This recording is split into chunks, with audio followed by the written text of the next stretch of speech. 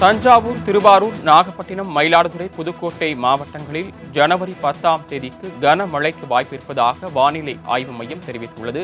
அதேபோல காரைக்கால் பகுதியிலும் ஜனவரி 10ஆம் தேதி கனமழைக்கு வாய்ப்பிருப்பதாக வானிலை ஆய்வு மையம் தகவல் தெரிவித்துள்ளது.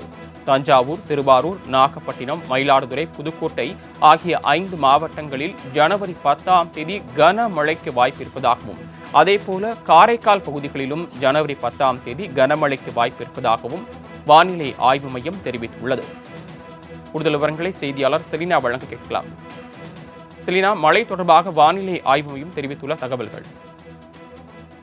கிழக்கு திசையின் காற்று வேக மாறுபாடு காரணமாக தமிழகத்தில் இன்றும் நாளையும் கடலோர மாவட்டங்களில் ஓரிரு இடங்களிலும், புதுவை, காரைக்கால் ஆகிய பகுதிகளிலும் லேசானது முதல் மிதமான மழைக்கும், உள் தமிழகத்தை பொறுத்தவரையிலும் பொதுவாக வறண்ட வானிலை நிலவக்கூடும் என்றும், பொதுவாக காலை நேரத்தில் மற்றும் லேசான பனிமூட்டம் காணப்படும் என்றும் வானிலை ஆய்வு மையம் தெரிவித்திருக்கிறது.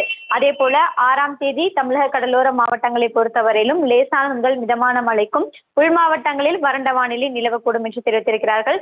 இன்றிலிருந்து தமிழகத்தை பொறுத்தவரையிலும் 9ஆம் தேதி வரையிலும் லேசான முதல் மிதமான மழைக்கும், 10ஆம் தேதி தஞ்சாவூர், திருவாரூர், நாகப்பட்டினம், மயிலாடுதுறை, புதுக்கோட்டை ஆகிய மாவட்டங்களில் ஓரிரு இடங்களில் கனமழைக்கான வாய்ப்பு இருக்கக்கூடும் என்று தெரிவித்திருக்கிறார்கள். சென்னை மற்றும் புறநகர் சென்னையை பொறுத்தவரையிலும் ஓரளவு மேகமூட்டத்துடன் காணப்படும். காலை வேளையில் பொதுவாக லேசான பனிமூட்டம் காணப்படும் என்றும், அதிகபட்சமாக வெப்பநிலை 31 டிகிரி செல்சியஸாக இருக்கக்கூடும் என்று தெரிவித்திருக்கிறார்கள். அதே போல மீனவர்களுக்கான எச்சரிக்கை தமிழக கடலோர மாவட்டங்களை பொறுத்தவரையிலும் இன்றும் நாளையும் கடலுக்கு செல்லக்கூடாது என்ற எச்சரிக்கை விடுக்கப்பட்டிருக்கிறது. அரபிக் கடலோர பகுதிகளில் இன்றிலிருந்து 7ஆம் தேதி வரையிலும் கடலுக்கு செல்லக்கூடாது என்ற எச்சரிக்கை விடுக்கப்பட்டிருக்கிறது.